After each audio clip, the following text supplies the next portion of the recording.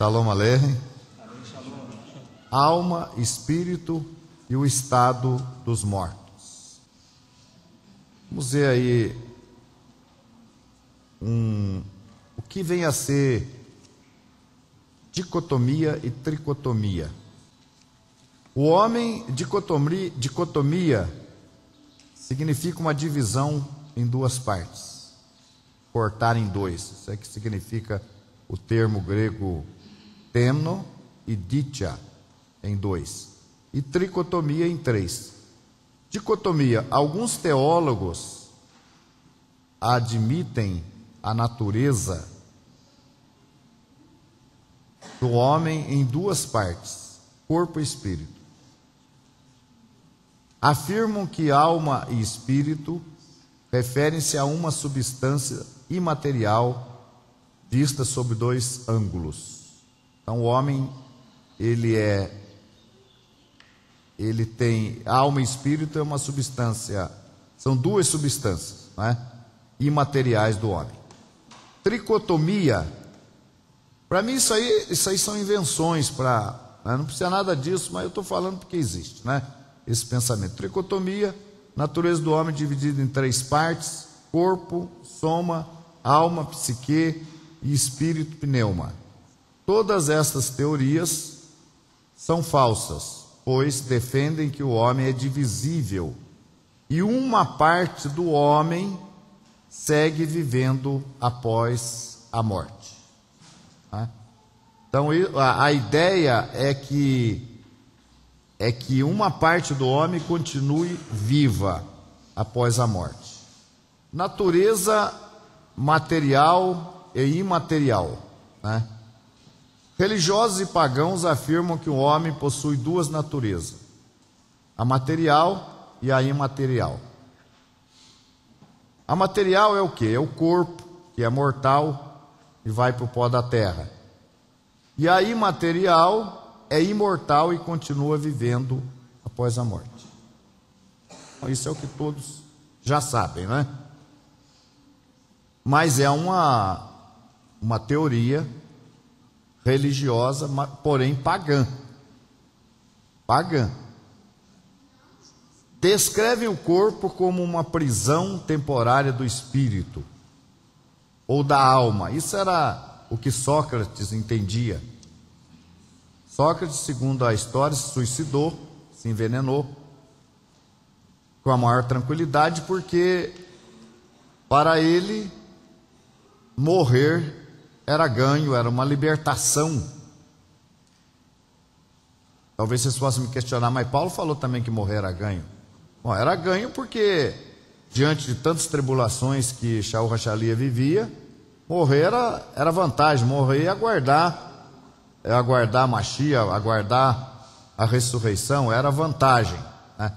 Mas para Sócrates não. Sócrates entendia que morrer, ele estaria se libertando do corpo. O corpo então funciona como a prisão da alma. A alma está circunscrita no corpo, dentro do corpo. Ela não... Aprisionada, isso. Então, isso é um significado diferente do significado bíblico, né? Qual é o significado? O que é fôlego? Agora é muito importante. Agora nós estamos entrando já na questão bíblica, né? Fôlego. O que é fôlego? Nishmat significa fôlego ou alento de vida. Também aparece como fôlego Ruach, ou espírito. Então Ruach também é considerado como um vento, um sopro, um fôlego. Mas nós vamos lidar primeiro com a palavra Nishmat, que é fôlego de vida ou alento de vida. Então formou o Senhor Deus ao homem do pó da terra e lhe soprou nas narinas o fôlego de vida, Nishmat. E o homem passou a ser uma alma vivente. E formou o eterno Deus a Adão, pó da terra, Na nossa versão diz do pó da terra, né? E formou o eterno Deus a Adão, pó da terra. Adonai Eloheinu et Hadam, apal min Hadamah. E formou, né? Então, Adonai Eloheinu, o eterno Deus, et Adam, pó da terra. Adam quer dizer pó da terra. Apal min Hadamah, do pó da terra, né? Do pó da terra. Então, formou Deus a Adão, o pó da terra. Na sequência diz, e soprou, vê e pá, e soprou em Adão, né, o fôlego da vida, e ele passou a ser alma vivente. E aí, Nishmat Haim, alento da vida. Interessante esse verso de Gênesis capítulo 2, 7, que ele mostra a composição do que a Torá chama alma vivente. Então, alma vivente, segundo esse verso da Torá, é a soma do pó da terra, mais o sopro nas narinas, que é Neshama, ou seja, Neshama mais o pó da terra, fez uma alma vivente, a quem Deus, o Eterno, chamou de Adão, né? Isso significa que não existe uma alma vivente sem a composição destes dois conteúdos. Isso é um conjunto disso que formou a alma vivente, ou o nefesh, ou o ser existente. Então, o que era o homem? O que aconteceu? Deus fez o homem, pó da terra, Deus preparou, vamos dizer assim, aquele corpo, aquele boneco, né? E soprou nele o fôlego de vida, o alento de vida, ou Nishmat, né? Deus soprou o alento de vida naquele, vamos dizer, naquele boneco que ele fez. E o que aconteceu com aquele boneco que Deus tinha feito do pó da terra? Se tornou alma vivente. Tá? Então, não é uma coisa complicada. Deus fez alguma coisa, um objeto. Deus fez um objeto do pó da terra. E esse objeto se tornou alma vivente. Então, que é o homem. Vamos ver na sequência algumas referências. Jó 27:3. Enquanto em mim houver alento, eu sopro de Deus no meu nariz. Está vendo? A vida, né? Houver a vida. 33:4. O Espírito de Deus me fez e o sopro do Todo-Poderoso me dá vida. Eclesiastes vai nos dar uma ideia disso que nós estamos falando. E vai dar uma ideia também do que ocorre na morte. Vamos ver o que está escrito, capítulo 3, versículo 19 de Eclesiastes. Porque o que sucede aos filhos dos homens, sucede aos animais. O mesmo lhe sucede. Como morre um, assim morre o outro. Tá? Então, a princípio, o que sucede aos homens, sucede aos animais. Tem diferença. Tá? Isso é muito importante, por quê? Porque a ideia que se tem quando morre um ser humano é que sai alguma coisa do corpo dele e tal. Não. Se sai do homem, sai do animal também. Na verdade, sai a vida, o fôlego de vida que sai. Nada mais do que isso, nada mais que o alento de vida que Deus deu. Entendeu? Agora, será, por exemplo, que o fôlego de vida do homem que Deus retira é diferente do fôlego de vida do animal? O que vocês acham? Aqui no 19 está falando que Então, aqui no versículo 19 está falando o seguinte: pois o que acontecer a um ou outro conduz ao mesmo resultado, sendo a morte de igual um a do outro, tendo ambos o mesmo espírito e sendo nula a superioridade do homem, sendo os animais. Peraí. Sendo nula. Nula que fala aí? Essa Isso. é a Bíblia judaica, né? Tá. Então fala assim, todos têm o mesmo quê? Olha, veja bem a Bíblia judaica. Todos têm o quê? Metade do verso aí. Tendo ambos o mesmo espírito. Tendo ambos O mesmo espírito. o mesmo espírito. O mesmo fôlego. Entendeu? O mesmo fôlego. Sendo a morte de igual ao outro, tendo ambos o mesmo espírito, sendo nula a superioridade do homem? Sendo nula a superioridade do homem sobre os animais, pois tudo é vão e fútil. Tá. Então qual é a vantagem do homem? A superioridade do homem sobre os animais? Segundo aqui, não Nenhuma. tem nenhuma. Todos têm o mesmo espírito. Nada. Morre igual. Entenderam? Agora, vocês vão falar, mas aonde que está a diferença? A diferença, obviamente, está que há ressurreição para o homem. O homem vai reviver. E o animal não. O animal não vai reviver. Mas o homem vai. Agora, o que vai acontecer com o animal? A espécie animal ou os animais, eles vão ser preservados por Deus até o final. Não vai haver extinção de animais como os ambientalistas se preocupam, está acabando tal espécie. Não, não vai acabar espécie nenhuma. Quem criou foi Deus e Deus vai preservar a criação. Então, no reino milenar, nós já vamos ter os animais sem a perseguição do homem, sem essa inimizade com o homem, como diz a profecia de Isaías, né? Então, o homem vai ressuscitar. Agora, na morte não há nenhuma diferença, tá? O espírito é o mesmo. Eu expliquei numa palestra anterior aqui, é como a energia elétrica. A energia elétrica, você liga ela numa televisão, ela funciona na televisão. A mesma energia, se você ligar num ferro de passar roupa, vai aquecer o ferro.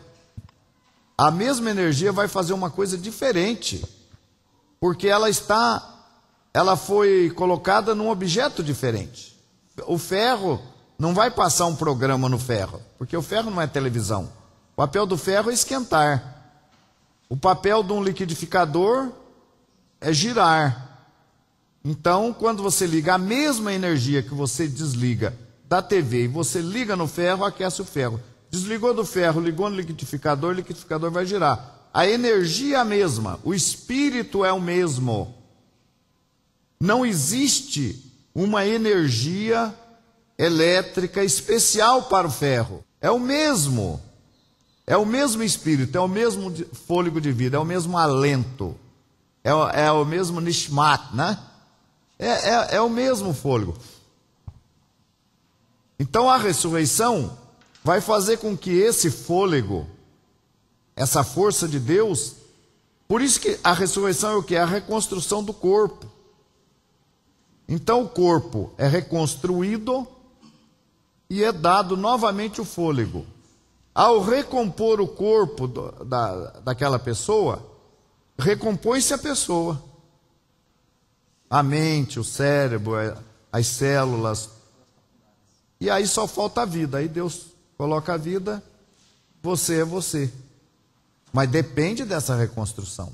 Não é esse fôlego que vem com inteligência. Ó, tá vindo o meu fôlego aí, com tudo que eu era, aquele fôlego especial. Não, tá vindo mesmo. Se aquele fôlego fosse injetado no animal, se Deus permitisse isso, que o animal fosse reconstruído daquele mesmo fôlego que estava em mim e passasse para o animal viveria. O animal não estaria aqui dando palestra para vocês. Porque ele é animal. Mas o fôlego é o mesmo. Há alguma dúvida? Isso é muito importante vocês entenderem isso aí. corpo e o fôlego Forma faz a alma. faz a alma. Entenderam? O corpo sem o fôlego não é alma. Não é alma. Não é pessoa. E com os animais é iguais. Exatamente. O fôlego, o corpo e a alma vivente, que é o animal. Forma uma alma. Uma alma vivente. Entendeu? Então o fôlego mais o corpo é que surge a alma. O que é a alma? É esse conjunto em movimento. A alma vivente, né? Eu até usei o termo alma morta, né? A alma morta é quando separa o corpo do fôlego. Aí acabou. Acabou a energia. Né? Só um verso aqui, para aproveitar que está nesse texto aqui, que o escritor de Eclesiastes adverte, né? Quem pode afirmar que o espírito do ser humano ascende ao alto e dos animais desce à profundidade da terra?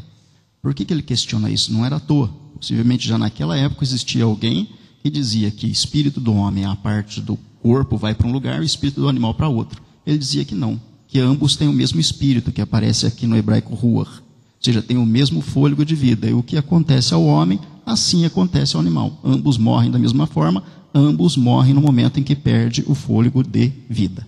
Tá, vamos ver a próxima transparência. Fôlego. O que é fôlego?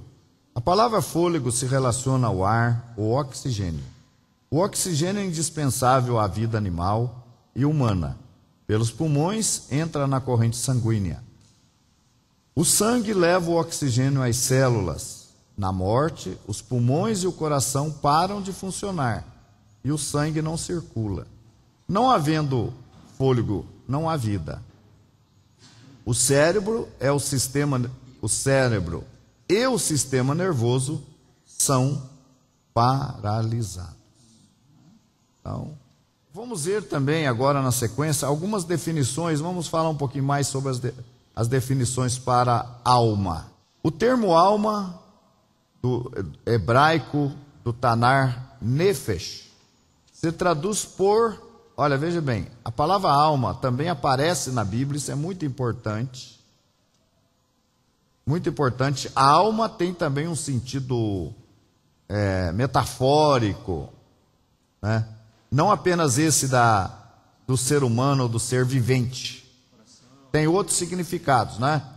Então, alma se traduz por vida, sangue ou criatura. Criatura que pode ser animal ou ser humano. Nos escritos da Brit Hadashah, Novo Testamento, o termo para alma grego é psique. Em ambas as escrituras, alma pode também ainda significar sentimento, mente, coração, né? Vamos ver na frente aí. Então nós temos aqui, vamos começar agora a ver as definições, não é? Os significados para a palavra alma. Gênesis 46, 22. Alma é uma pessoa, ou pode ser um animal também. Vamos ver aqui. Vamos começar com pessoa, né? Estes são os filhos de Raquel, que nasceram a Jacó. Ao todo, o quê? 14 almas. Nasce alma, é? Já viu nascer alma? Quer perguntar para esse pessoal que crê que alma é uma coisa fora do corpo. Como é que nasce alma? Que aqui nasceu alma. Ou não? O que é alma? Alguma Bíblia aí de vocês diz pessoas, 14 pessoas? Não diz, né? Almas mesmo, né? 14 almas. Pessoas. Versículo 27. Os filhos de José que lhe nasceram no Egito eram Menaxe e Efraim, muito bem. Ou Efraim e Menaxe, né? Todas as almas da casa de Jacó que vieram do Egito foram mais 70 almas, né? A casa de Jacó. é Atos 2, 41 e 43. Colocamos aqui um versículo da Brit Hadashah, ou 2 versículos, para nos ajudar. De sorte que foram batizados, ou imersos, né, os que de bom grado receberam a sua palavra, e naquele dia agregaram-se, o quê? Quase 3.000 almas. Como é que pode essas almas? Para que essas quase 3.000 almas aqui, hein? Para entrar na água, se molhar as almas na água, né? Almas batizadas, já pensou? Esse batismo aí tem que ser um batismo muito especial, batizar a alma. Pedro ali, Quefa, batizava almas. Um outro ali, detalhe, né, interessante é o seguinte: o batismo é para remissão de pecados. Para remissão de pecados. Se a alma é eterna, por que precisaria remir o pecado dela através do batismo? Para que se ela vai continuar vivendo, né? Exatamente. Se a alma é eterna, para que batizar a alma? Remir pecado da alma se a alma não vai morrer?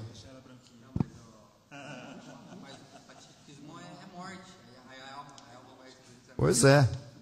Que existe duas mortes. Por exemplo, quando Shaul Hachalia fala que o salário do pecado é a morte, veja bem, a morte física é uma consequência do pecado? É. Mas não é tudo. Não é tudo. Na verdade, a morte que é a segunda morte, que é a morte eterna. Eterna por quê? Porque não há ressurreição para essa segunda morte. Depois que a pessoa passar pela segunda morte, ele desapareceu. Então, não existe sofrimento eterno. De repente, nós vamos ver aí essa questão da palavra inferno, Guerrinon, Tártaro, Lago de Fogo, Seol, Hades. Nós vamos estudar isso aí, né? Mas não existe sofrimento eterno, entende? Um inferno. Aliás, Apocalipse fala que o inferno também foi lançado no lago de fogo. Então o inferno também vai ser destruído. Então, o que é inferno, né? Inferno, na verdade, para vocês não ficarem pensando, né? Inferno é a sepultura. É o mesmo significado para sepultura. Então não pode, por exemplo, não cabe na nossa cabeça que no fim, no Olam Rabá, vá ter um povo vivendo maravilhosamente, a terra prosperando, tudo em paz, os animais e os homens habitando em paz aqui na terra, e um grupo de pessoas num fogareiro lá, sofrendo, gritando, para sempre. Não pode, né? Sodoma e Gomorra não sofreram a pena do fogo eterno? Não está escrito lá na carta de Judas que sofreram a pena do fogo eterno? Mas existe por acaso lá na Palestina, lá em Israel, lá no Oriente Médio, algum lugar queimando até hoje que seria Sodoma e Gomorra? Tem? Não tem. Sofrer a pena do fogo eterno é desaparecer. Por que é fogo eterno? Por exemplo, se você colocar um fogo em qualquer coisa e alguém chegar ali com água e jogar, o que acontece? Apaga o fogo. O fogo não é eterno. Aquele fogo não cumpre a função de eterno. O fogo normal, ele é um fogo normal, mas ele não é eterno, porque você pode apagá-lo. O eterno não. O eterno, ele queima enquanto tiver o que ser queimado. Por isso que ele é eterno. Olha, é tanta coisa, né, que a gente tem que estudar. Por exemplo, você veja bem, há um texto que fala assim: onde o seu bicho não morre, o fogo não se apaga e o bicho não morre. Agora eu pergunto para você, onde que dá o bicho? Onde dá o bicho? Uma pessoa viva pode estar sendo comida de bicho? Viva? Não. Então, se o bicho não morre, o que isso significa? Significa que o bicho vai fazer o quê? Vai comer até quando? Até acabar. Por isso que o bicho não morre. O bicho vai comendo, enquanto não acabar, ele não para de comer. Então isso é o fogo eterno. É comparado com o fogo eterno. O fogo eterno ele queima até acabar, não tem mais o que queimar, pronto, acabou. Então por isso que o fogo é eterno. Não, porque a prisão perpétua, no caso da prisão perpétua, o preso fica vivo lá dentro. A teoria que se tem hoje do castigo, do inferno, é essa. Que a pessoa vai ficar eternamente lá sofrendo. Não, a prisão perpétua, aprisionado perpetuamente. Fogo eterno não, fogo eterno é como uma pena de morte. Chega um momento que a pessoa morre, acabou. Então, os mortos que não servirem a Deus, eles vão serem julgados no juízo final, que vai ocorrer depois do reinado de Mashiach, no final do reinado messiânico, milenar messiânico de Mashiach. Ele vai ser julgado perante o tribunal de Deus e vai ser lançado no lago de fogo. E lá ele vai desaparecer.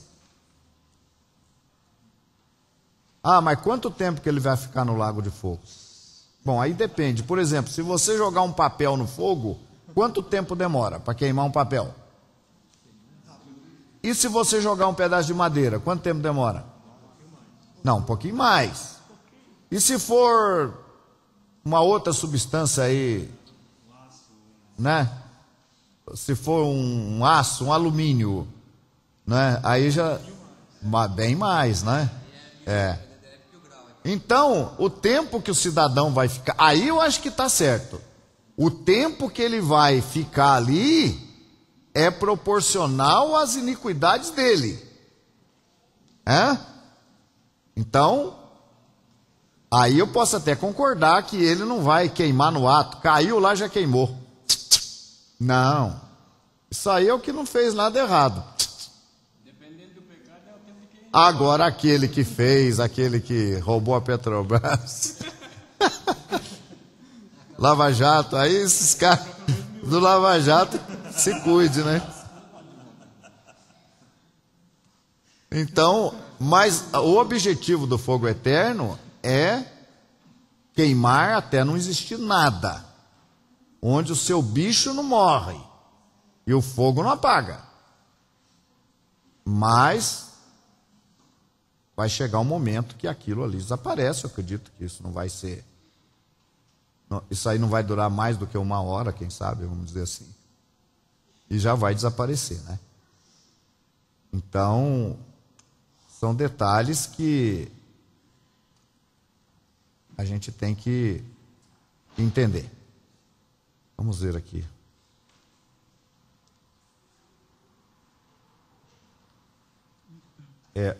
Alguém queria falar alguma coisa?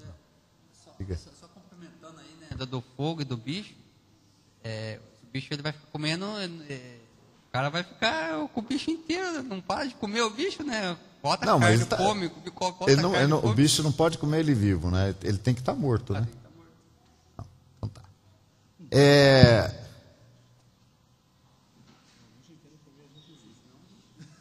Então, vamos ver mais alguns significados. Alguns significados para a alma. Minha alma sou eu mesmo. A minha alma, a sua alma, é você mesmo. Entendeu? Porém, Levítico 26:11, vamos ver. Porém, o meu tabernáculo no meio de vós, e quem não vos aborrecerá? Quem que está falando aqui? O Eterno. O Eterno. Porém o meu tabernáculo no meio de vós, para mim isso aqui tem um significado mais profundo, que é a presença de Mashiach entre nós, né, o tabernáculo de Deus, né? Mas, porém o meu tabernáculo entre vós, e a minha alma não vos aborrecerá. Quem que é a minha alma? Quem é a minha alma? Quem é a tua alma? Como é teu nome? Itamar. E a tua alma, como é que chama? Itamar, é o mesmo. O próprio Deus. Então a minha alma sou eu. Quando alguém perguntar sobre a sua alma, você fala, minha alma sou eu, presente. Quer falar com a minha alma? Pode falar, você está falando com ela. Está falando com a minha alma aqui, pode falar. Né? Salmo 6:3. Salmo 6, capítulo 6, versículo 3. Também a minha alma está profundamente perturbada. Quem que está perturbado? Se a minha alma está perturbada, quem que está perturbado? Eu. A minha alma sou eu mesmo. Também a minha alma está perturbada. Salmo 7, verso 5. Salmo 7, 5. Persiga o inimigo a minha alma e alcance-a, e é espezinho no chão a minha vida, e arraste no pó a minha glória. Como é que o inimigo vai perseguir a minha alma, vai pegar a minha alma, vai fazer isso com a minha alma? Comigo. Entenderam?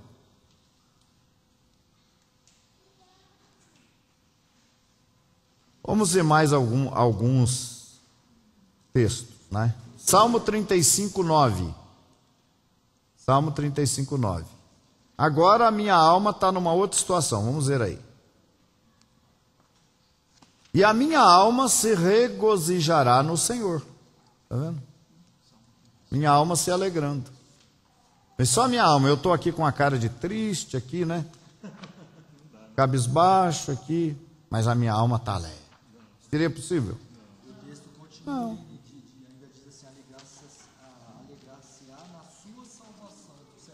Então, na salvação. Então veja, quer dizer, a minha alma se alegra, se regozija, eu me alegro, me regozijo, sou eu mesmo. Entenderam? Vamos ver o Salmo 41, 4. Salmo 41, 4.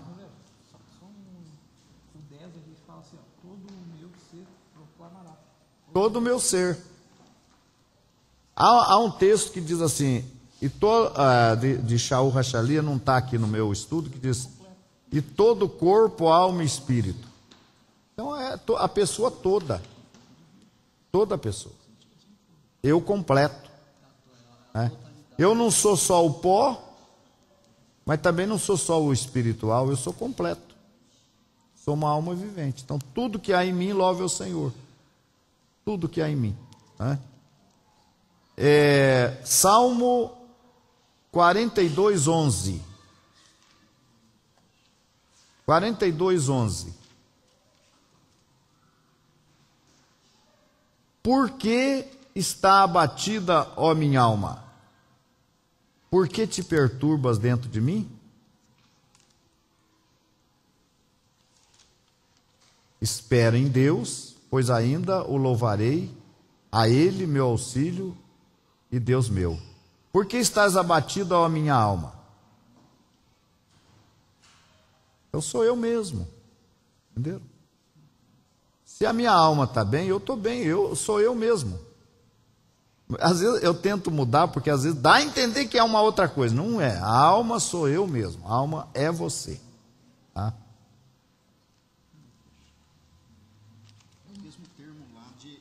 Pega o microfone. Dá o microfone para ele. Esse texto de Salmos que foi lido agora, que minha alma se regozija, é o mesmo termo aplicado em Bereshit, em Gênesis. E o homem foi feito alma vivente, nefesh. Ali fala, porque te alegra, minha alma se alegra, nefesh, ou seja, o ser, a própria pessoa. Isso. A alma é a própria pessoa, está nefesh. Portanto, alma significa coração, sentimento, por aí vai, né? Vamos ver a alma significa coração, sentimento. Vamos ver aí Gênesis 34, 3. Gênesis 34, 3. Está aí, né? Então, esse texto aqui eu peguei da Bíblia, da Torá, né? E apegou-se a sua alma, Nefesh, a Diná, filha de Jacó. A alma dele se apegou a Diná. Imagina, se uma alma se apegar em você, você fica apavorado, não fica? Tem uma alma pegando em mim aqui, né? Fazer descarrego. Então, a alma, né, é o meu coração, né? Então, quer dizer que Jacó, oh meu Deus, e apegou-se a sua alma a Diná. Mas quem que é o personagem aqui? É Jacó mesmo? Não, não é Jacó. Hã? Siquém, aquele rapaz lá que deu mal depois, né? Filho de Xerém. Xerém, né? Filho de Xerém, né? Siquém. Ele se deu mal. Por quê? Porque o coração dele, a alma dele, o nefesh dele, se apegou a Diná, que era filha do pai Abraão. Era de Jacó, né?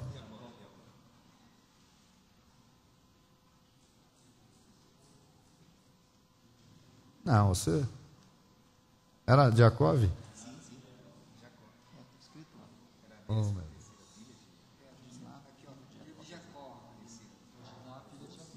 Tá.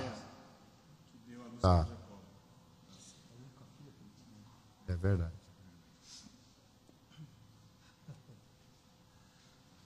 Mas eu ainda não estou concordando muito com vocês, não.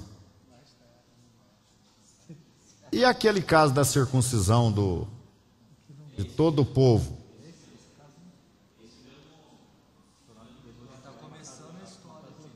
Quem matou? Foram os irmãos dele, né? Os irmãos dela. Tá.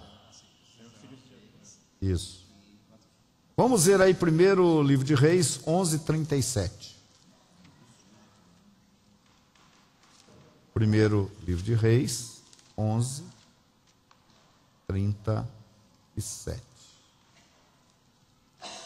Tomar-te-ei e reinarás sobre tudo o que deseja, o quê? A tua alma. Serás rei sobre Israel. Quer dizer, tudo que deseja a tua alma é tudo que você deseja, é você mesmo. Viram? Embaixo aqui diz assim: ele falou com ele, ele falou com eles,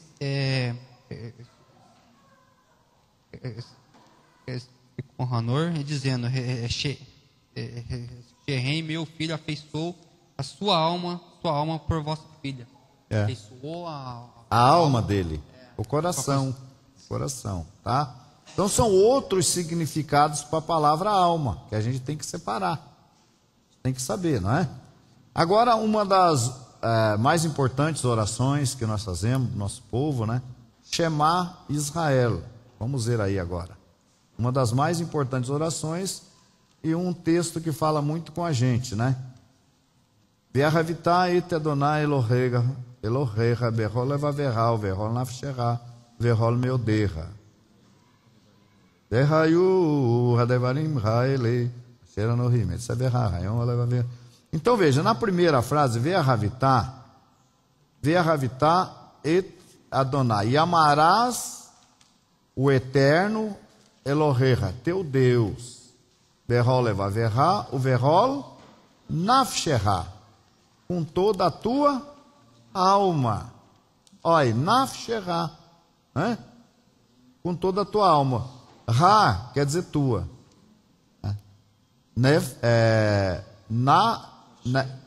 Neshef, Verol nafsh, Ra é a tua alma, né? Então, e amarás o eterno teu Deus com todo o teu coração, com toda a tua alma. Então, o que significa alma? Também meu coração, meu sentimento. Diga aí. Então, aí cai por terra a teoria, né, da reencarnação, no caso. Também. Porque se eu sou uma alma, né, e aí eu vou louvar o Eterno com todo o meu ser, mas eu vou morrer agora e vou para o céu. Todo mundo que fala, né, sobre a ida ao céu, fala que lá os anjos estão louvando a Deus, então eu também teria de louvar a Deus. E como que eu vou louvar a Deus com todo o meu ser, se o meu corpo vai estar inerte aqui e só o meu espírito vai subir para lá? Não tem como, né? Não tem. Na verdade, gente, é o seguinte: ninguém vai para o céu.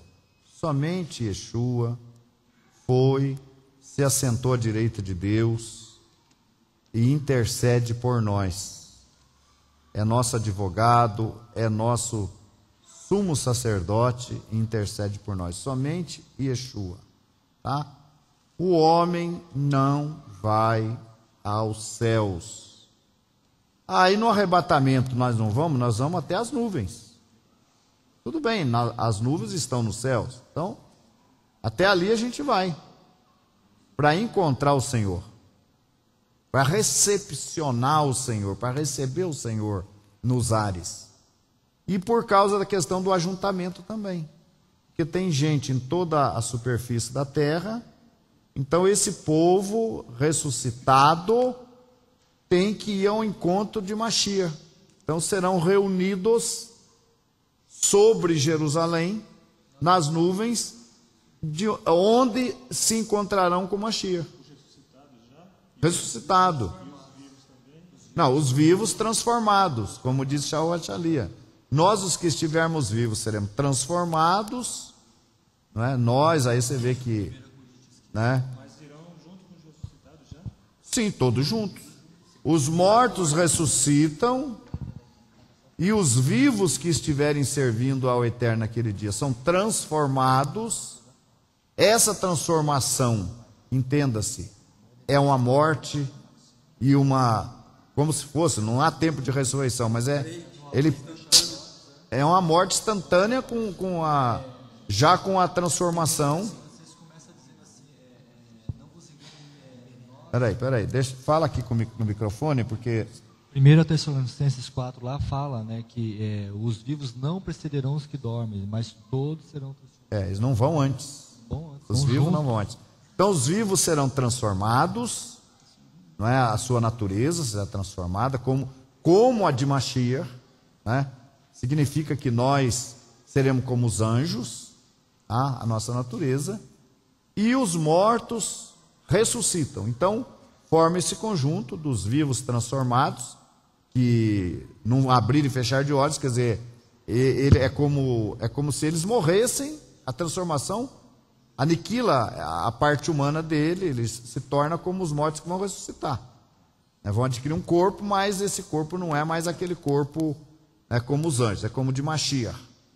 E aí serão juntados todos, reunidos num ponto, e esse ponto é sobre Jerusalém, e lá encontrarão Mashiach.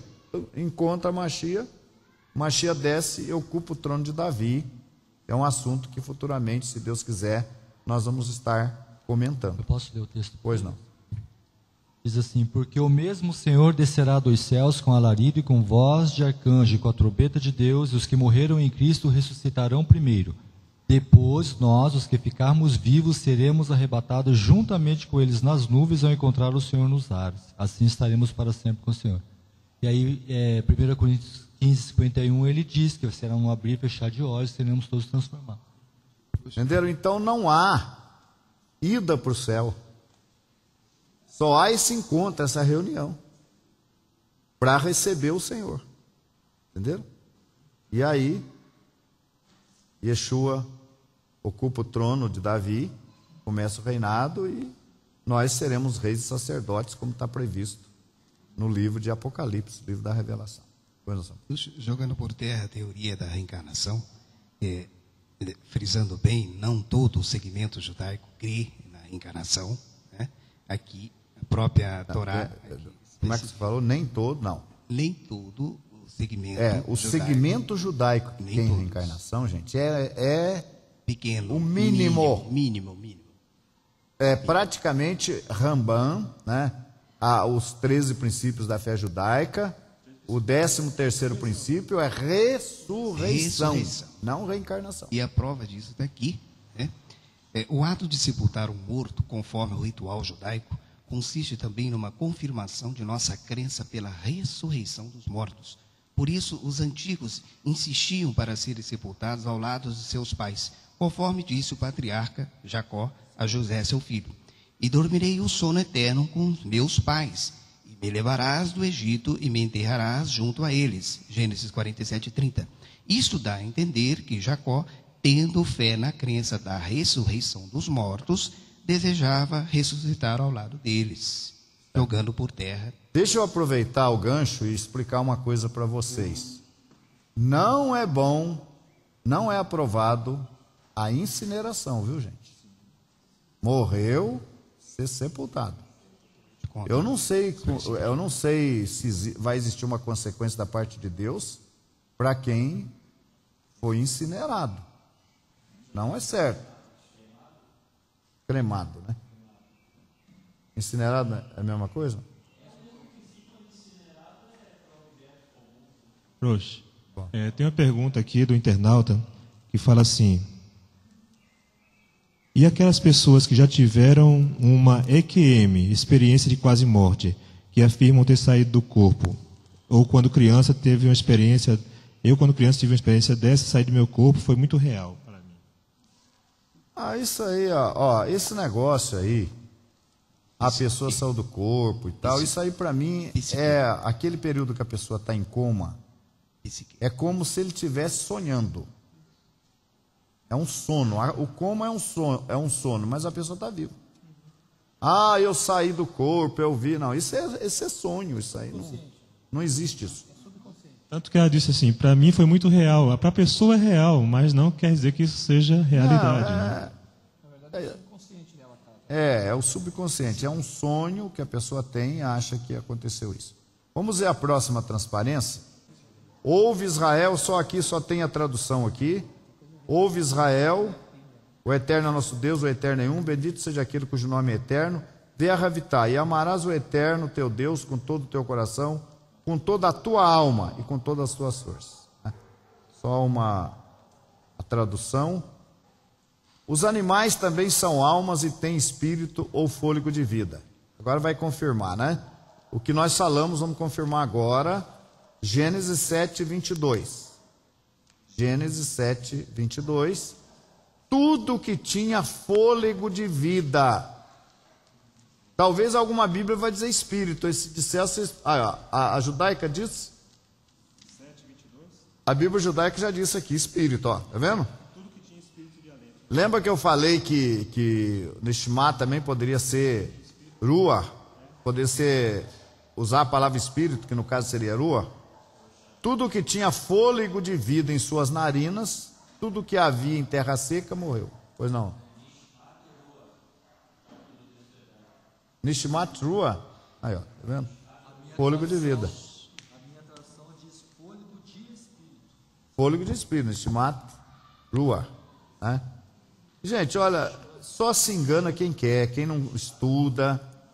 Eu quero agradecer a Deus que no nosso passado, a gente já não cria a imortalidade da alma. Esse conhecimento que nós estamos passando para vocês aqui, já é o nosso conhecimento de sempre.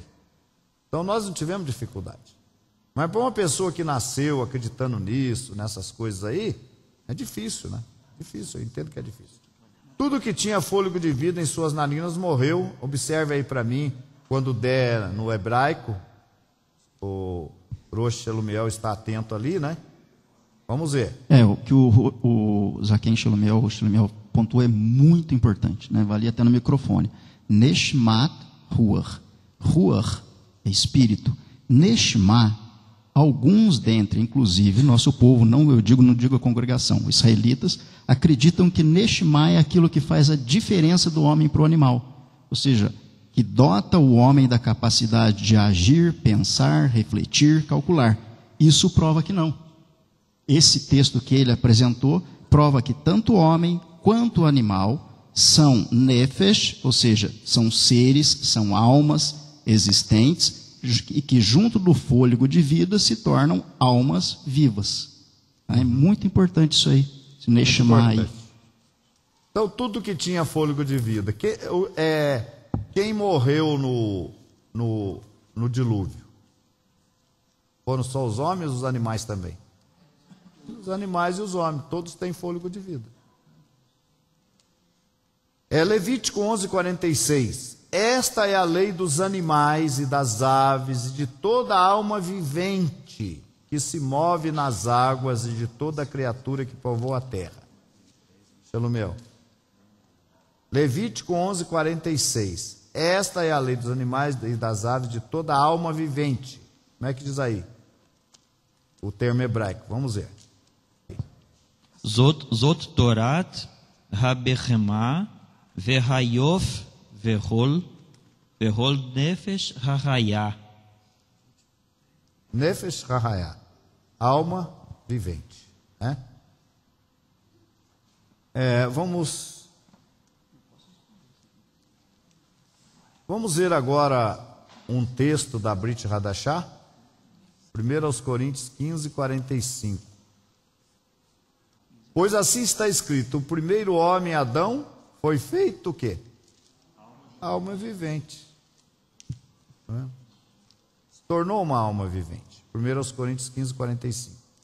E Gênesis 2:7 confirma: então formou o Senhor Deus ao homem do pó da terra. Engraçado que eu tinha traduzido lá: ao homem pó da terra. Ele soprou nas narinas o fôlego de vida e o homem passou a ser alma vivente. Só conferindo o texto, né?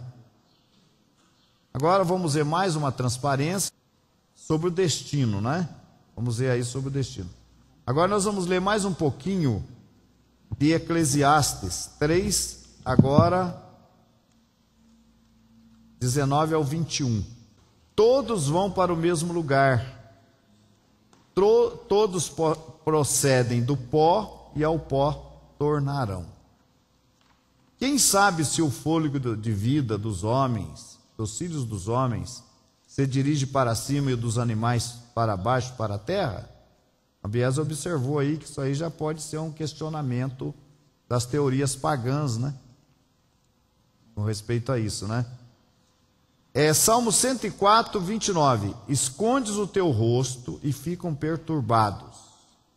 Se lhes tiras a respiração, isso aí seria bom você ver no hebraico como é que está. Salmo 104:29. Escondes o teu rosto e ficam perturbados. Se lhes tiras a respiração, morrem e voltam ao próprio pó.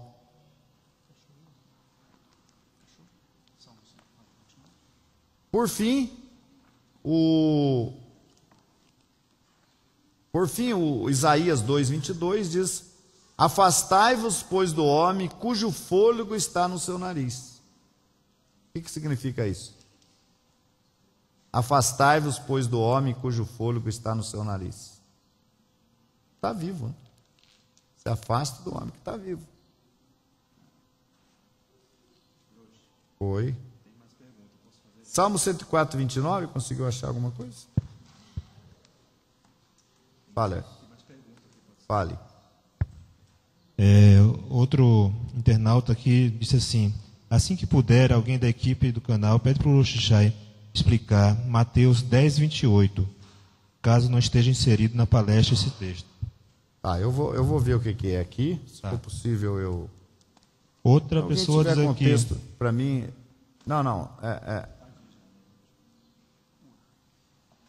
Outra pergunta aqui. Poxa, explica para nós sobre a alma que pecar, esta morrerá, e a que não pecar. Não sei o que ele quis dizer. Ezequiel, né? Eu vou fazer o seguinte, veja bem. Eu vou anotar as perguntas. Eu quero que anote para mim as perguntas. E eu vou responder, senão nessa palestra eu respondo na próxima. Certo? Outro perguntou aqui, ficaremos mesmo dormindo nesse meio tempo? Depois de morrer até o Mashiach voltar? Tranquilo. Ficaremos dormindo ou fecharemos os olhos e já voltaremos? Não, meu amigo, aí essa pergunta é simples. Você veja bem uma coisa. Quando você dorme, você deita e dorme. E quando você abre os olhos, quanto tempo passou? Quanto tempo passou? Você deitou, dormiu e de repente você acordou. Eu não, eu já acordo 3, 4 vezes por noite. Mas a maioria, os jovens, por exemplo, vai deitar que hora? Deita... Hoje, fica com o celularzinho, tem que tomar esse celular deles, viu? Lá na minha casa, quando eu aguento ficar acordado, meia-noite eu vou lá no Wi-Fi e... Pronto. Transmissão encerrada. Nada, dorme. Eu não pode. Aí nós temos que conversar com o nosso amigo, doutor, lá no Ciber, não vou citar o nome dele, que falou que não pode deixar a criançada dormir com o celular. Você entra no quarto, está todo mundo dormindo, com a cabecinha coberta, você descobre o celularzinho está lá. Então não pode, ele já falou. Meu amigo já falou, não deixa isso. Então a melhor coisa é desligar o Wi-Fi lá e você está tranquilo. Mas ninguém percebe quanto tempo passa quando a gente dorme, né? Você deitou, dormiu, acordou, esse tempo que você ficou dormindo, a gente não sabe. Então não faz diferença se você dormir 6 horas, ou se você dormir 5.000 anos, não faz nenhuma diferença. Você vai acordar como se fosse ontem. O ladrão da cruz ali, né? Hoje estarás comigo no paraíso. Aí é outra... Ladrão da cruz é outra conversa, viu, gente? Porque de acordo com... Aí que eu falo, a Brit Hadashah, inclusive o texto que foi me colocado antes é da Brit Hadashah. A Brit Hadashah tem que ter critérios para ler a Brit Hadashah, tá? Por exemplo, no caso do ladrão da cruz, eu tenho uma resposta imediata. De acordo com o texto grego, a palavra de Yeshua teria sido assim, ó: em verdade te digo hoje, estarás comigo no paraíso. É diferente de em verdade te digo que hoje estará. Não. Em verdade te digo hoje, estarás comigo no paraíso. Quando vieres no teu reino. Aí existe já um outro questionamento, que o único evangelho que fala isso, se eu não me engano, é o de Lucas, e os outros evangelhos falam que os 2 ladrões blasfemavam dele, não era um só. Lucas fala que um blasfemava e o outro corrigia, né? Que é isso, está criticando ele, não fez nada. Mas Mateus e Marcos falam que os 2 ladrões lançavam afrontas a Yeshua. Então, por isso que eu falo, o Novo Testamento tem que ser estudado com muito critério. Nós não vemos o Novo Testamento como canônico, vemos como um livro histórico importante, necessário, que traz a história da Nova Aliança, tudo, mas não é tudo que está no Novo Testamento que você pode... É como o livro, por exemplo, o nosso povo se baseia na festa de Hanukkah em dezembro, no livro de Macabeus, né? A festa de Hanukkah é baseada em Macabeus. Macabeus é um livro considerado apócrifo, não pode se acreditar em tudo que está em Macabeus, mas é um livro histórico. Então, por exemplo, na história do Brasil, pode ter muita coisa que não é verdade, mas tem muita coisa que é. Então, a gente tem que acreditar na história do Brasil, mas não em tudo, né? Não em tudo que está ali. O foco da festa é o histórico, né? É o milagre que aconteceu ali. Outro detalhe do ladrão, considere se fosse dessa forma. Te digo que hoje estarás comigo no paraíso. Naquele hoje, Yeshua foi para onde? Foi para a sepultura. Então, se sepultura é paraíso, meu amigo, eu não quero viver essa esperança. Entendeu? Eu te digo hoje, então você tem que pegar ali. Hoje estarás comigo no paraíso. Naquele hoje ele foi para a sepultura. Então, sepultura é o paraíso?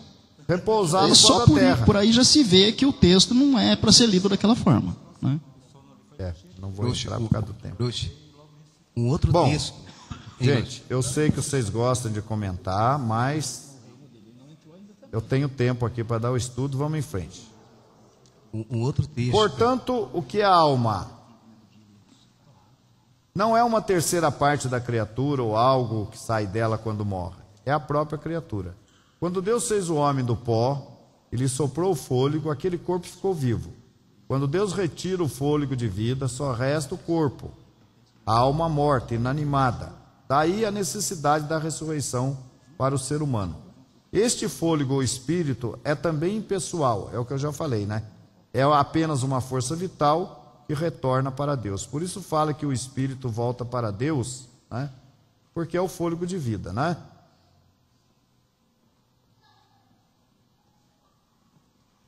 Bom, vamos ver aí mais uma transparência. Assimilação. A gente sempre está falando na assimilação. O que é assimilação? Assimilação é você se ajustar a uma ideia, a um pensamento de outra pessoa. Mas no nosso sentido, às religiões, né? Então isso é assimilação.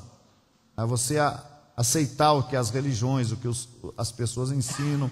Você convive muito tempo ali no meio. Nosso povo, o povo judeu, viveu muito tempo na diáspora, no meio dos gentios, né? Quando Deus mandou o nosso povo ir para a terra, para a sua terra, ele falou: cuidado com as nações que estão lá, cuidado porque eles têm os seus deuses, eles têm, não é? Mas se indo para Canaã já era perigoso, e o nosso povo teve que tirar aquele povo pagão dali, imagina o nosso povo no meio dos pagãos em todas as nações. Então houve muita assimilação, aprendizado, muita coisa do misticismo. Tem que ter muito cuidado com isso, gente. Olha, muita coisa do misticismo, nós temos que ter cuidado com isso, que afetou o nosso povo. Nós temos a Escritura, a Torá nas mãos, não tem por que a gente se deixar enganar, não é? Olha, veja bem, assimilação. Devemos fazer todas as preces do Sidur, isso é muito importante, né? Tem um Sidur aqui? Tem um, né? Sidur é o livro de orações do povo judeu. As diversas correntes judaicas escolhem aqui as suas orações, tá? Então, nós não fazemos todas as orações que estão no Sidur. Nós também selecionamos as orações. Nós cremos na nova aliança, nós cremos que temos um intercessor entre nós e Deus. Cremos que esse intercessor é a figura de Yeshua, não é? Que com o seu sacrifício ele entrou uma vez por todas no Santo dos Santos, e hoje ele exerce uma função de mediador entre nós e Deus, uma função intercessória. Então, em função disso, por exemplo, quando eu oro na parte da manhã, quando eu faço a minha oração da manhã, em nome de Yeshua, eu estou apresentando o meu sacrifício da manhã. Eu estou apresentando o meu cordeiro, que é Yeshua, em nome do qual eu peço perdão, né, e tal. Quando eu ofereço a Deus as minhas orações na parte da tarde, eu estou oferecendo o sacrifício da tarde, em nome de Yeshua, o meu cordeiro e tal, tal, tal. Já isso, infelizmente, não ocorre com o nosso povo hoje, que não crê na figura de Yeshua como nós cremos, né? Então, em razão disso, há que se fazer inúmeras orações para compensar a não existência do templo, para compensar a não existência mais do sacrifício para expiação de pecados. Então se faz aqui uma série de orações a mais, que não existiam na época do templo. Nós não fazemos uma grande parte dessas orações, porque nós cremos, nós continuamos com o nosso cordeiro da manhã, o nosso cordeiro da tarde, que é a figura de Yeshua, tá? Então, novamente, vale seguir a orientação de Shaul HaShaliach. Vamos colocar a transparência lá. Novamente,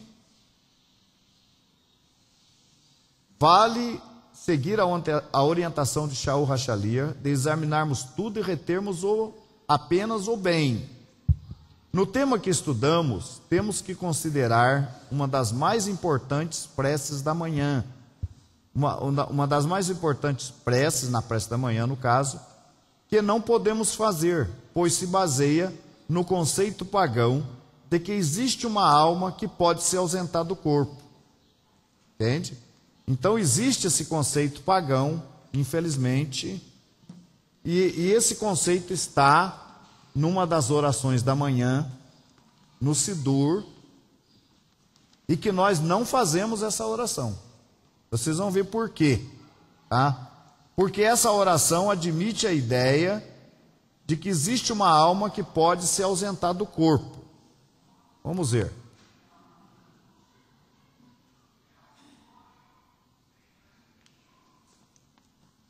Põe a transparência para mim. Esse livro, a minha prece, é o texto que eu vou colocar é desse livro aí. Nós vamos ver agora. Não sei se vai dar para todo mundo ler, porque espero que consigam ler essa parte que está marcada com um círculo, ou com um contorno. Nossos sábios, quer ver, ó? Eu vou ler antes, desde lá do começo, ó. Quando nos deitamos na noite anterior, estávamos cansados e exaustos, mortalmente cansados. Acordamos refrescados, de corpo e de alma, como se estivéssemos renascido. É no mínimo justo que agradeçamos a Deus por isso. Agora veja, nossos sábios contam que, cada noite, quando adormecemos, nossa alma divina retorna ao seu domicílio celestial e presta contas das boas e más ações que ela, em parceria com o corpo, praticou durante o dia.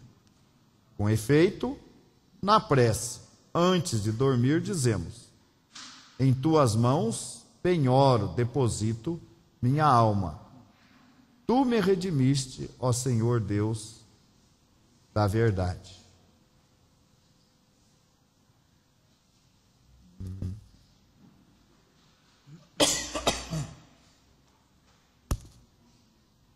Então vejam, isso aqui é muito sério. Isso aqui está sugerindo que quando nós dormimos, nossa alma divina sai do corpo, vai ao seu domicílio celestial.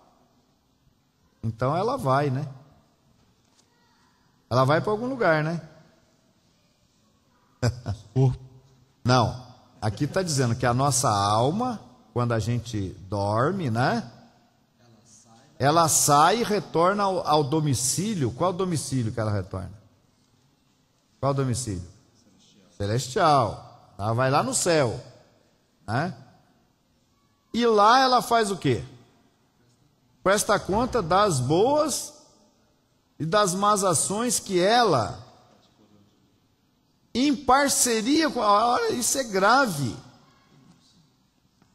Então são dois que fizeram as bobagens, né? O corpo e a alma, os dois. Um ficou aqui tranquilão e a outra vai lá se virar, se explicar lá, né? Por favor, gente, isso aqui não tem nada de bíblico. Pois é, isso é misticismo. Isso licença um pouquinho, Jorge. Né? Então veja bem. Semana passada o Rochezo falou aqui que, apesar das inúmeras ideias de reencarnação que existe, por muitos sábios,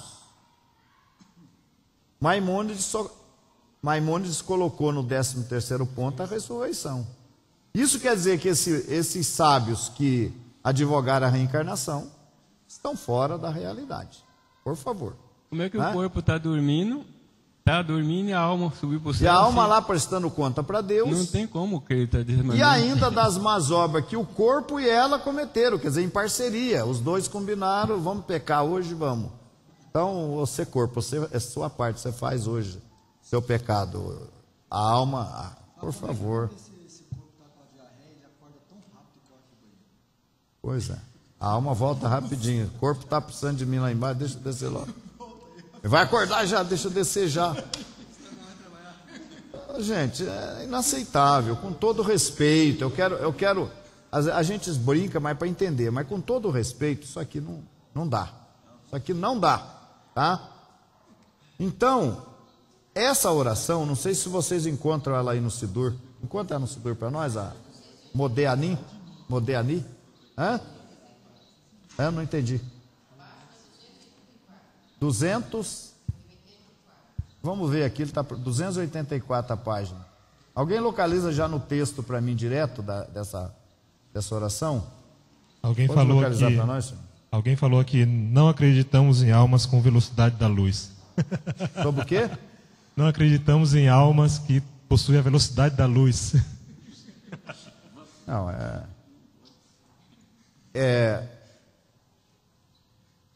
é que está aqui?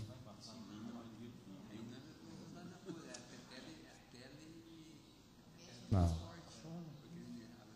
Onde é que está a oração aqui?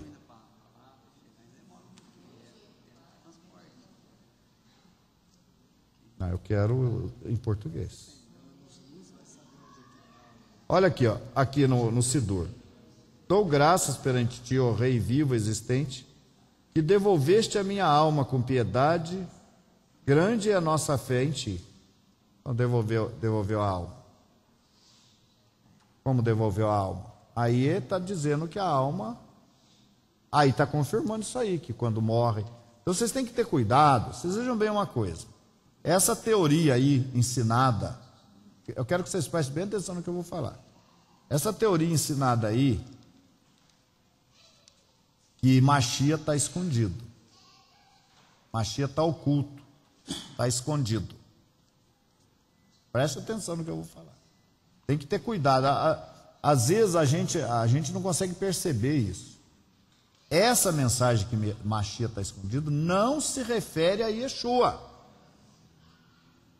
Não faz menção a Yeshua. Faz menção o seguinte: suponhamos que nós cremos nisso, que quando eu morro, sai de mim a alma ou o espírito e fica em algum lugar, tá? Ou fica no seio de Abraão, ou fica no purgatório, ou fica por aí, zanzando por aí, né? Tá? Então eu morri. Eu tô visível? Como é que eu estou? Oculto. Entendendo? Então essa ideia de que Mashiach está oculto, isso aí é para dizer, eu não quero citar o nome aqui, tá? Que um determinado Mashiach, visto pelo nosso povo como Mashiach, por uma parte do nosso povo pequena como Mashiach, ele morreu. Mas ele está oculto. Por quê? Porque eles creem exatamente assim. E quando o homem morre, a alma sai do corpo. Ninguém vai ver. Veja bem, gente, eu vou dar um outro exemplo para vocês. A Bíblia, Yeshua disse assim: aonde estiver 2 ou 3 reunidos em meu nome, ali estou no meio deles. Vocês conseguem ver ele? Então, nesse sentido, ele tá oculto. Mas este ensinamento não foi criado para explicar isso de Yeshua que eu estou explicando. Aonde tiver 2 ou 3 reunidos em meu nome, ali estou. Tá? Então nós estamos aqui hoje, sábado, reunidos em nome de Yeshua aqui. Lá, nos Estados Unidos, também eles estão lá reunidos em nome de Yeshua. Yeshua está lá também? Ou não? Ou está só aqui? Yeshua está... Guarda aí, americano, que eu estou no Brasil agora. Estão terminando aqui, eu já vou chegar aí. E não pode reunião aí, eu falei que 2 ou 3, mas não está dando, não estou dando conta mais. E não pode confundir isso também com a... Então, isso é um sentido metafórico, e é um sentido Justamente. Que ele está no nosso meio através o Espírito de Deus, isso. A presença de Deus, a força de Deus, a força divina, está em todo lugar. Isso. Deus não é onipresente? Onipresente? Deus sim, né? Então, Yeshua não. Aí, quando Yeshua fala, estarei, é a presença de Deus. É, a presença. Não é que é Ele. Claro. É através do Espírito. Uhum. do Espírito de Deus. Então, nesse sentido, ele está oculto. Mas essa citação que foi falada aí, que Mashiach está oculto, não é para aplicar a Yeshua. É para aplicar a um determinado Mashiach que surgiu. E aí eu chamo a atenção de vocês, porque Yeshua falou assim: virão muitos Cristos, Mashiach, em meu nome, virão muitos. Acautelai-vos, que muitos irão em meu nome e dirão: eu sou o Mashiach. Então o que acontece? Esses não ressuscitaram, esses morreram e estão no pó da terra. E aonde está a alma dele de acordo com essa corrente judaica? Está por aí, então está oculta. Está entendendo? Não se aplica a Yeshua. Yeshua está vivo, ressuscitou, está vivo, à direita do Pai, de onde intercede por nós. Está invisível? Claro que está invisível, como os anjos estão invisíveis. O anjo do Senhor acampa-se ao redor daqueles que o temem e os livra. Você vê o anjo? Mas eles estão. É justamente isso. Então Quando isso é diferente. O anjo está vivo. O morto não está vivo. O morto está dormindo no pó da terra, não tem nada vivo. Nada. Isso. Entenderam? A gente, quando fala, por exemplo, que Mashiach, que Yeshua, hoje a gente fala que quando Yeshua está oculto, na verdade ele está oculto de nossos olhos. Né? Não, ele foi oculto das nuvens. Mas aí que tal? Você está usando uma linguagem. Você está usando uma linguagem. Ele não está visível. Que né? não se aplica a ele para colocar nele. É isso que eu quero dizer. Sim, mas não se aplica quando diz que ele está oculto de nossos olhos. Mas por que você tem que fazer isso? Por que eu tenho que usar um exemplo? Por exemplo, eu tenho que usar um exemplo. Lá no carnaval, aquelas pessoas estão fantasiadas. E eu vou usar aquilo para aplicar em Yeshua. Eu não preciso de aplicar isso em Yeshua. Esse termo, eu quero repetir, não sei se vocês estão me entendendo. Esse termo, Mashiach está oculto, Mashiach está escondido, não foi feito para usar em Yeshua, foi feito para usar nos Mashiachs, que surgiram por aí, que estão mortos, enterrados, e que as pessoas acreditam que a alma está fora do corpo e começam a falar então que eles estão ocultos por aí. Eu não quero citar nome, não convém, não interessa para nós citar nome desses supostos messias. Mas os sábios que falaram isto, não falaram para Yeshua.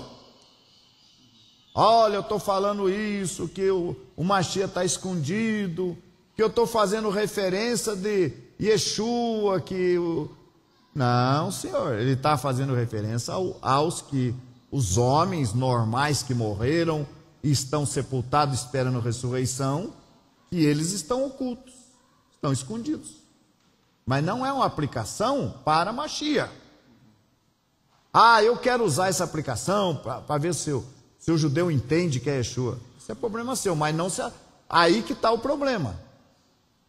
Entendeu? Não se destina a isso. Aí que corre o perigo. A primeira interpretação de um judeu que não crê em Yeshua como Messias, ouvindo essa frase, vai pensar: esse é dos meus. Esse acredita no Yeshua que eu estou acreditando que ninguém está enxergando. Esse que é o problema de usar esse argumento já existente, aplicado por judeu que não crê que Yeshua é o Messias. Essa é a frase utilizada. Então, se falar isso para um judeu tentando ser amigo, ele vai sentir muito próximo de você mesmo, porque se esse judeu não crê que Yeshua é o Messias, ele vai pensar: esse aí é do meu. Usou a frase que os meus amigos têm utilizado para dizer que ninguém está enxergando Yeshua. Mas aí existe o outro lado da moeda.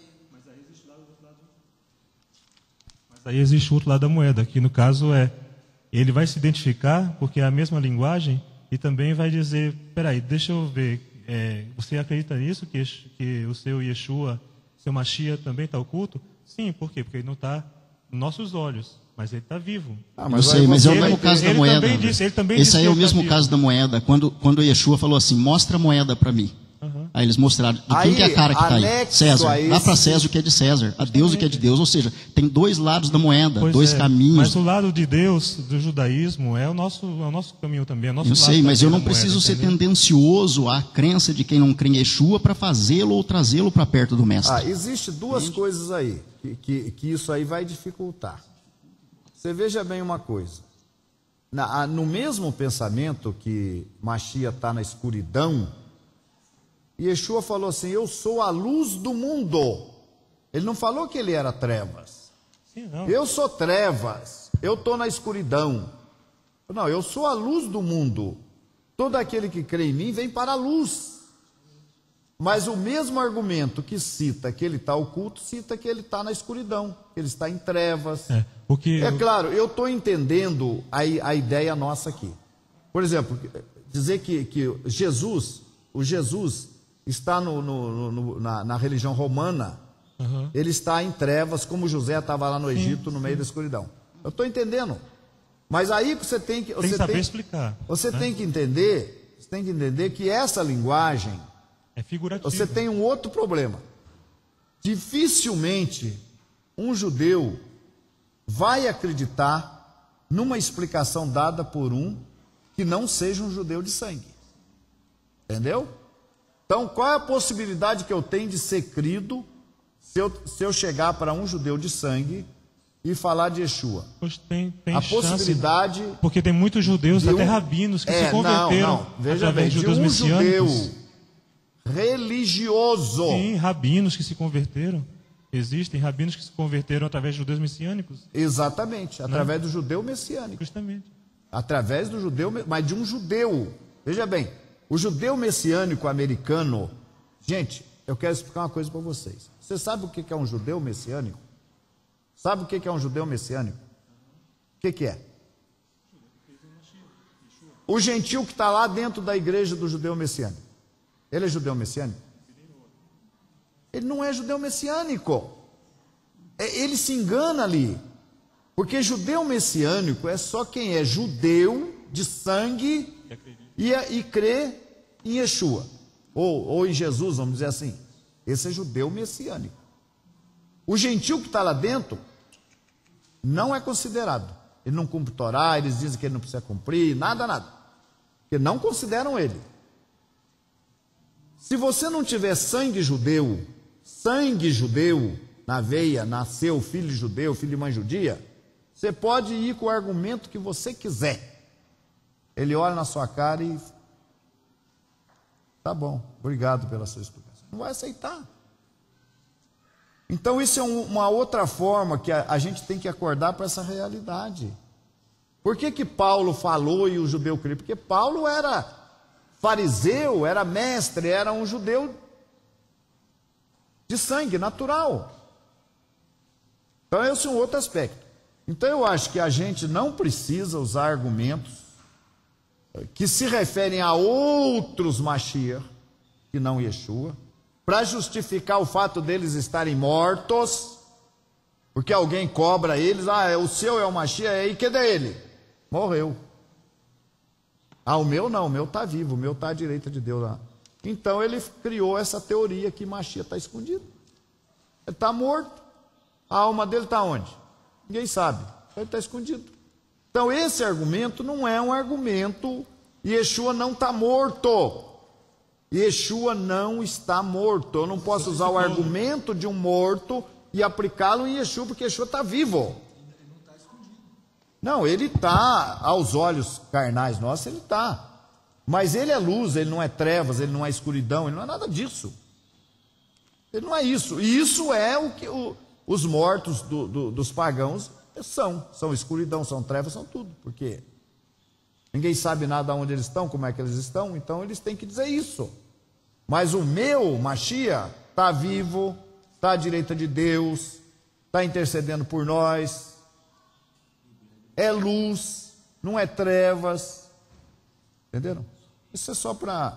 E o argumento de que nós vamos convencer com esse argumento, eu quero ver convencer. Quero ver convencer a uma pessoa religiosa com esse argumento aí, usado para outros. Entenderam? Mas por que não deve? Porque o nosso está vivo. Não é a mesma coisa. Não é a mesma coisa. O nosso está vivo. Entendeu?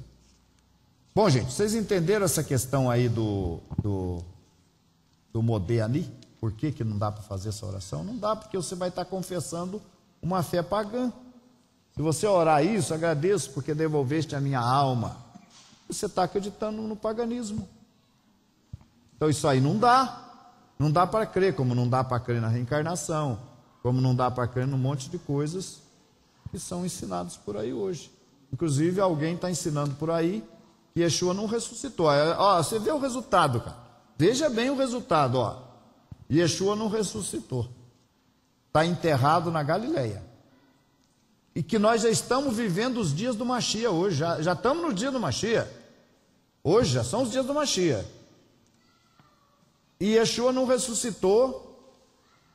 E Yeshua está aguardando lá numa sepultura lá na Galileia para ressuscitar. Mas isso é por isso que eu falo, olha, às vezes é melhor a gente ficar com a simplicidade dos ensinamentos da Bíblia do que querer se meter na complexidade do misticismo. Acho que eu falei bonito, né? Do que querer se meter na complexidade do misticismo. O cidadão chegou nessa conclusão. Porque aí ele já está rejeitou enterrado o na Galileia, morto, rejeitou sepultado. o Novo Testamento já, tudo. Negou tudo. Se Yeshua não ressuscitou, os mortos não ressuscitam. Mas é isso aí, então, nós vamos encerrar por aqui a nossa palestra. Obrigado aí aos nossos amigos que estiveram conosco até o presente momento. E continue conosco nas demais transmissões da nossa instituição que vai fazê-los crescer espiritualmente.